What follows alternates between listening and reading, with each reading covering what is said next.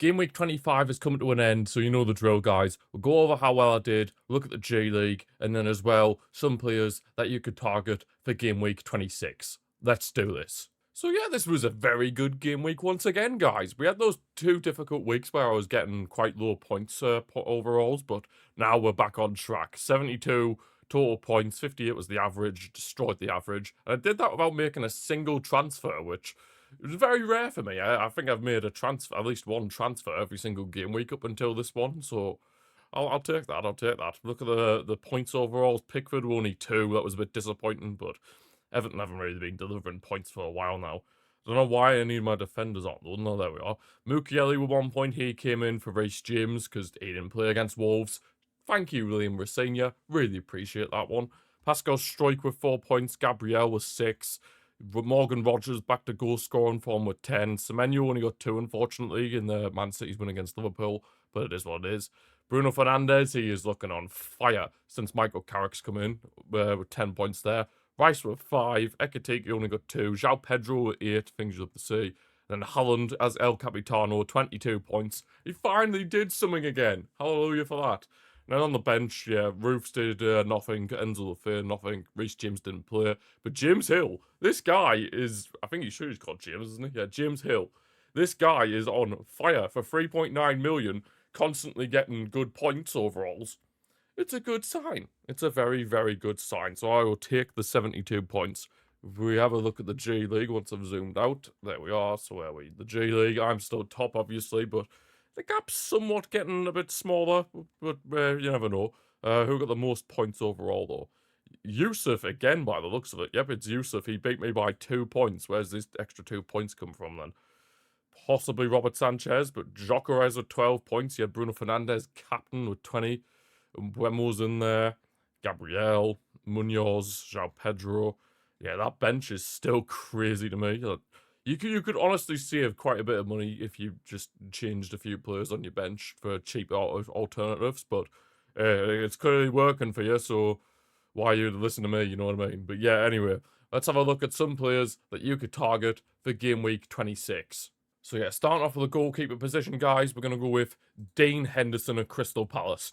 Now, yeah, he's been doing all right in recent times. I mean, yes, the results would, the points overall would say otherwise. But yet again, they do have some two decent fixtures coming up: Palace, Burnley, and Wolves. And despite the fact that Palace have been ravaged, let's say, so to speak, after obviously the events of the January transfer window, you'd still think they'll be able to get 2 decent results against Burnley and Wolves. And Dean Henderson might be able to get a clean sheet in both those games. Well, for his sake, if anybody does put him in, hopefully.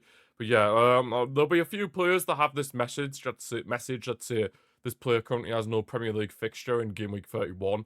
But that's not for it's not for a while yet. So, but just to keep that in mind for if you are targeting some of these players, because I know all but one of the players I mentioned in this video will be have that little message next to them. So just bear that in mind. But yeah, Dean Henderson is the goalkeeper I'd be looking at right now. In terms of defenders, I have put Gabriel on here, but you could honestly say any Arsenal defender, because they've got a double game week, as you can see on the screen. They've got Brentford away and Wolves away, so they're 2 very winnable fixtures for Arsenal there. And of course, their defenders like Gabriel, Saliba, Timber, those lot can obviously get you quite a few points, clean sheets, the odd goal from a set piece, because we all know Arsenal love a set piece goal.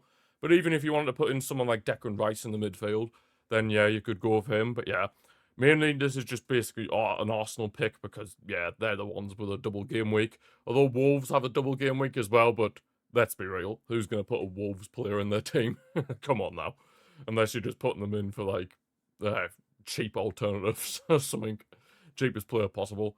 But yeah, over to Man United now in the midfield. Bruno Fernandes. Now, yes, he was in my team. As you've seen, he was in my team, and he's been consistently getting good points ever since Michael Carrick's come in. And of course, he's been back in a more suitable position for Fernandes, because obviously under Amorim he was playing in a midfield too, which obviously did not suit Fernandes at all. But now that he's back in that attacking midfield role, it would be safe to say he's back to his best, Bruno Fernandes. And of course, that is what Man United really need, their talisman, so to speak, getting back to his best form. And of course, they've won 4 games in a row, which means that United strand, if they beat West Ham in game week 26, that means he's finally gonna get a haircut. Hallelujah for him.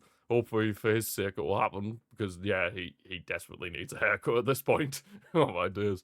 But yeah, besides that, Man United are looking pretty good, to be fair.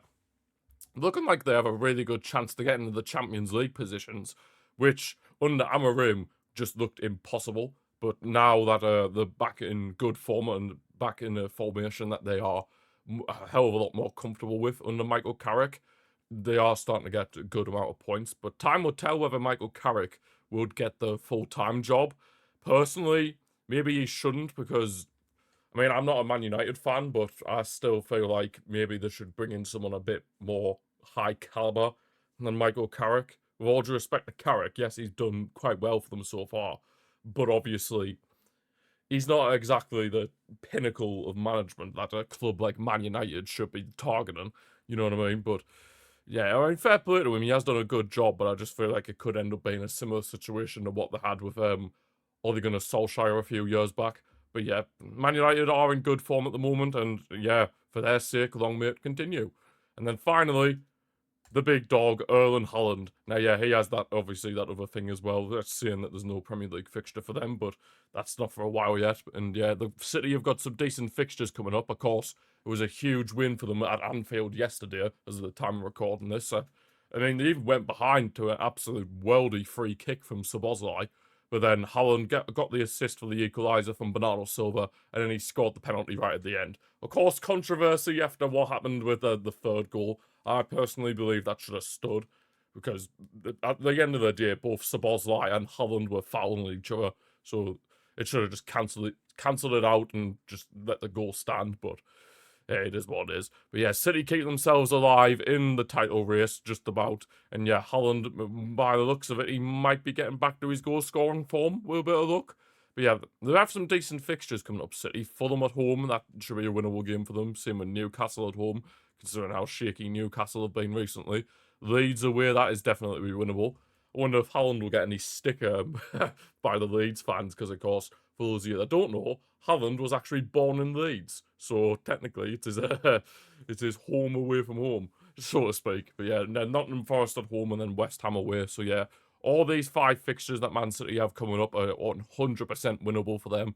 And if you want to get the big man Erling Haaland back in your team, now could probably be the time to do it.